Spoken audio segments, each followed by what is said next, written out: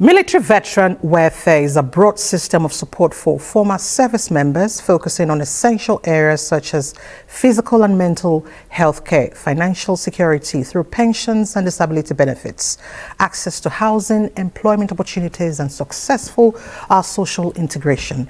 On this segment, we will look at service, veterans, welfare, and national security.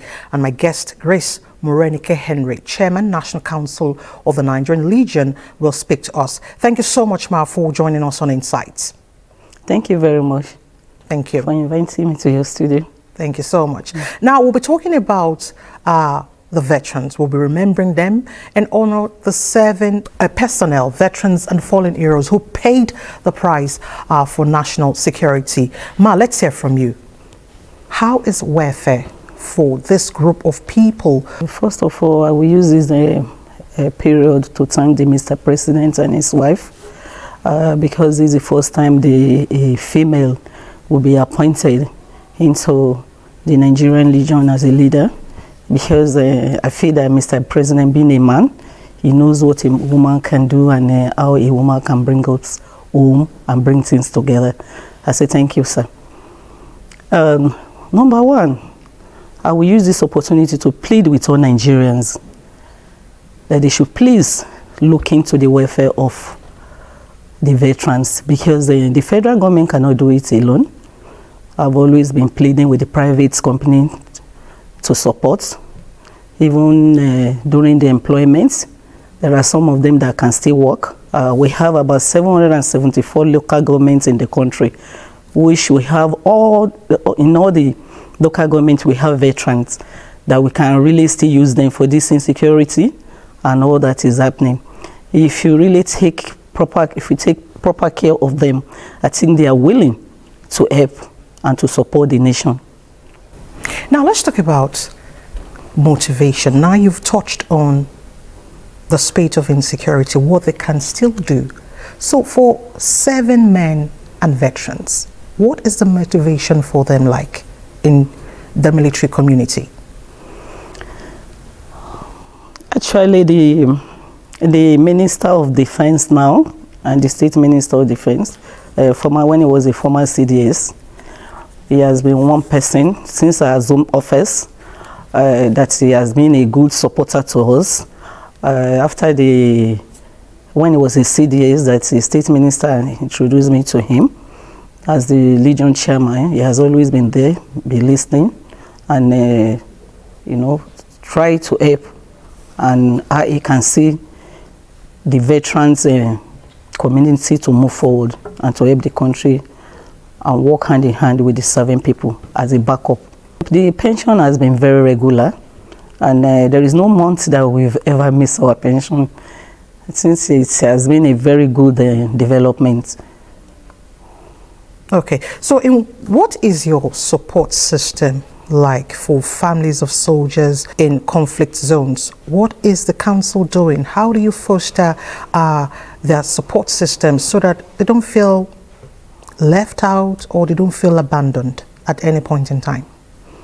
The states, the local governments, and the federal government, because now we're even trying to have an estate called a Renewal Hope Veteran Association, Veterans Village. For after the service, they can see a place to move into. Because most times we are used to the barracks, we don't rent house, and after the service to even get an accommodation become a problem.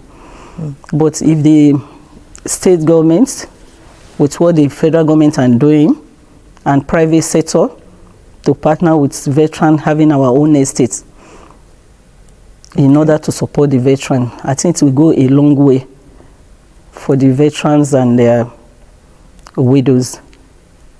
Now, talking about widows and their dependents, what is the role of your council in ensuring that life is comfortable for them aside housing? How do you engage them?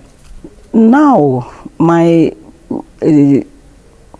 period in the office now, we're looking into how we can get some of them trained, like empowering them and help them in their business, in one way or other. That's why we're pleading the society to join hand with the council to help, not to leave it for the government and the council alone to do, because it's a very wide project. It's not what council alone can do. How should Nigerians and the military community be more alert to activities around them? And what is the council doing within the military community to ensure that the efforts of our men and women out there do not go in vain? What is the council doing to ensure that people are more alert to security matters? There is no village that we don't have a military, retired veterans. Yes. When you motivate them, they will be there to work for you, because veterans are ready to work at any time, at any day. I remember my secondary school time, 80s. We have veterans that are like our security, that work for the school, secondary school then. We can still go back to that period, motivate them, give them something to work on, and let them feel along. Definitely, they will be there to support the country, the insecurity in the country. Even though if those things are not there, which I know they are even doing it for now, they are ready to support, because being a soldier is a soldier. Yes. You can never sit back at home, see something wrong, and keep quiet. And keep quiet. You will still want to walk and show yourself and say, this is what I've been doing, this is who I am. So I plead with the country, don't just neglect them, don't just leave them. Empower them, help them, promote them. Don't leave them with their pensions alone. Encourage them to work for the country. Employ them. They are ready to work. You can even, I know we have a lot of private security everywhere. You can employ them to be a supervisor or a support to other private company, because what they learn when they were training, you can't compare it with what private sector are doing. So knowledge is power. You can't take that knowledge away from the veterans, because they still have it and it's still there. So once you employ them to join with the private security sector, you move the country forward. We work hand in hand together. You are the chairman of the council. So what's going to be new? In what ways would you be making an impact in the military community? Number one, I'm looking into the estate for them. And I'm looking for, because you know some people retire age and rank, they can still work. Yes. And some people voluntarily retirement, they can still work. So we are looking into how we can partner with some companies and some organizations to give them a job and to employ them, so they can be still useful in the society. Yes. Instead of just staying at home. You know what it takes to train a soldier is not a small something, it's not a small tax paying money. So we can't just abandon them, go and sit down there because of retired. We still need to do something for them, to employ them and give them something to do to boost their morale. Yes. Let's talk health for the military community. How are you strengthening health system or access to health care for them? Some private sector have come up. Okay. That they are ready to partner with us, at least for us to pay 50% of the its maintenance for us, which we are still looking towards to. Okay. How do you handle women veterans within the military community? How do you attend to their needs? Critical issue. And you know, it happens on female veteran married to a veteran, married to a military man. You can imagine a soldier marrying a soldier, an officer marrying an officer. And sometimes the children might take the same path. You see, sometimes so the husband died, the woman is there to take care of the children. Although we have a female veteran group now that we formed. Actually, I was the person that formed it. That was sometimes last year. So to look into the affairs and situation of the female veteran, you know, it's very difficult for women to come out and say, this is what I'm going through, this is what I'm experiencing in my marriage, in around my children.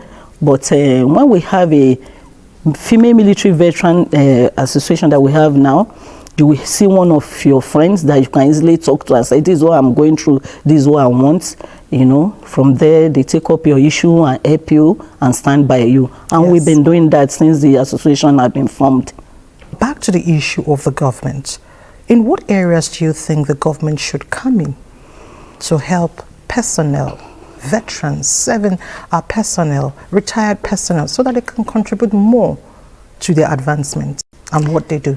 Especially health-wise, to support them in their medical. Now our pension is going on fine. We can't complain of that. That's because of money. But the society should still come up and help them in one thing or another. So make sure that their morale comes up and they feel good to help the country. To help the country. Now, one of my final questions to you is this: how do we strengthen the bond between the military and civilians? So how do we change the narrative around that? It's a very difficult situation, but the military people are the best people you can have as a friend. Because for real? Yes.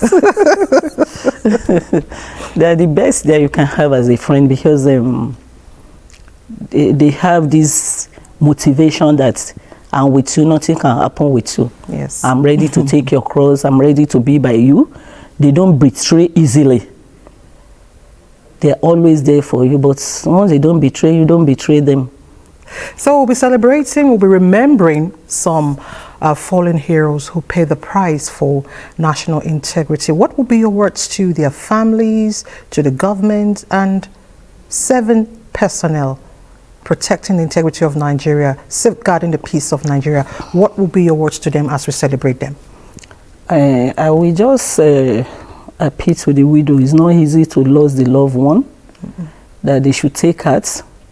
The God Almighty that is the husband of the widow will continue to help them, because there is nothing you can give to them that can be, even though the husband is not there, even though the husband is there, they know that he's there, he can't provide, but they still feel the impact of the man, that this man is still with me. Unlike the man is not there. You know, some of them go out there to beg.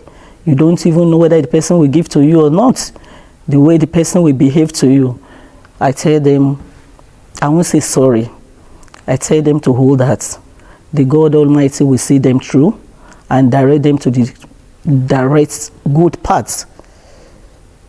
Good person that will support them and will have their feeling in hearts by God's grace. The serving people, I will also encourage them. They are serving. They don't sleep day and night. They are always there in the bush. They don't even know whether they will come back home or come back home. I pray the Spirit of God Almighty will continue to protect them. Amen. And be with them. And they should always remember their family they left at home. And before they even go to anywhere, those of them that are married should remember to keep something for the woman and the children at home. In case of incapacity, the woman will have something to back up on. Because military job, you don't know whether you are coming back home, you are not coming back home. So I pray wherever they are, those of them in Northeast, those of them in Southeast, God Almighty will continue to guide them and be with them. Grace Moreni K. Henry, I want to thank you so much for joining us on Insight, and thank you for sharing your thoughts with us. Thank you very much. Thank you very much. Thank you. And just before we wrap up things on this episode, I'd like to recall a conversation we had in 2025 on the state of our politics. Dr. Ogaga Ifowodo was our guest, and he spoke to several issues which remain germane even now.